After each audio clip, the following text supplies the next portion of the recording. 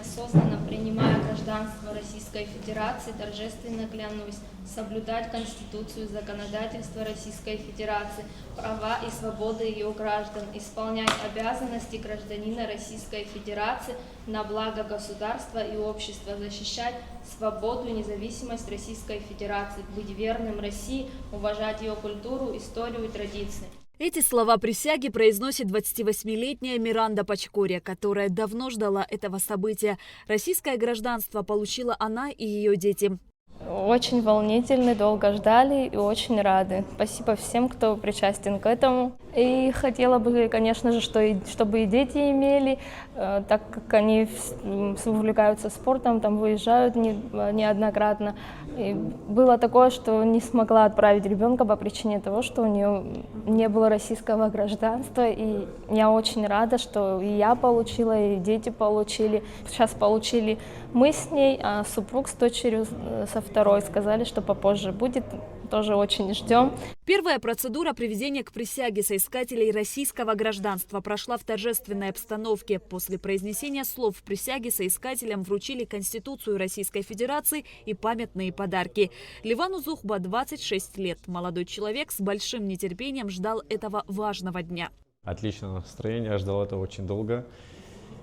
Всеми силами постарался получить, как все увидели, первым. В понедельник идем на Звамба. Сдаем документы на российский паспорт, на заграничный паспорт, и в течение 10 дней они в ускоренном процессе нам дадут. 11 соискателей поклялись соблюдать Конституцию и законодательство Российской Федерации, права и свободы ее граждан, исполнять обязанности гражданина России на благо государства и общества, защищать свободу и независимость России, быть верным России, уважать ее культуру, историю и традиции.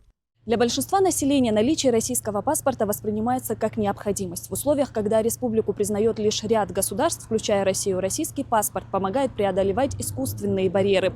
С ним можно учиться, заниматься бизнесом, путешествовать. Не менее важен и социальный фактор. Значительная часть пожилых людей республики получает российские пенсии и социальные пособия. Напомним, вопросы двойного гражданства обсуждались 5 марта прошлого года во время встречи президента Абхазии Бадры Гунба и президента России Владимира Путина. Более 70% граждан нашей страны являются гражданами Российской Федерации.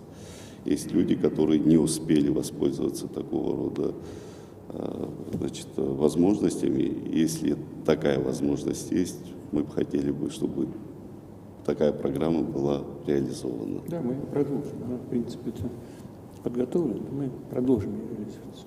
Спасибо большое.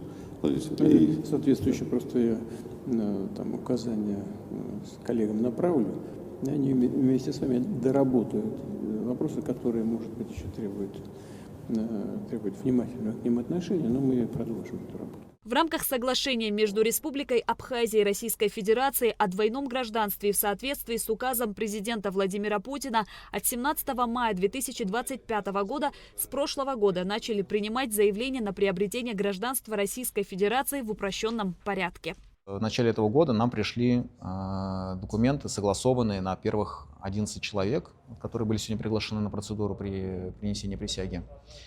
Соответственно, мы этих первых 11 человек, наши первые ласточки, можно сказать, мы вот так вот их решили в торжественной обстановке, поскольку это первая такая церемония для них и для нас. Решили ее организовать в торжественной обстановке в этом зале. Она обязательна, потому что в рамках закона Российской Федерации о гражданстве, 138-й федеральный закон, после того, как принято решение о приеме гражданства Российской Федерации, человек должен принести присягу Российской Федерации. И, соответственно, эта процедура, она достаточно простая, но ответственная, необходимая для того, чтобы человек смог приобрести гражданство Российской Федерации уже было. Станислав Ружинский отметил, что также ведется запись через электронную очередь. Затем соискатель приходит в назначенное ему время и день и подает пакет документов. Документы уходят на согласование. Согласование может быть до 6 месяцев. И, соответственно, после того, как если человек, все его заявления согласованы, мы принимаем решение о приеме гражданства, потом он приносит присягу. Присяга у нас будет и дальше проходить, конечно, не в такой, наверное, уже торжественной обстановке, будет уже там у нас в рамках консульского отдела, также будет определенное время назначено, будет определенное количество людей приходить. Также у флага Российской Федерации, но у нас там есть свой специально для этого отведенный кабинет. где они будут также приносить присягу, зачитывать ее вслух возле российского флага. Это обязательный атрибут. И мы будем, соответственно, потом также принимать их гражданство. Сотрудники посольства поздравили новых граждан России. Торжественная церемония завершилась исполнением государственного гимна Российской Федерации, что подчеркнуло важность и значимость этого события для каждого участника. Шазина Ханагуа, Камила Джопуа, Абхазское телевидение.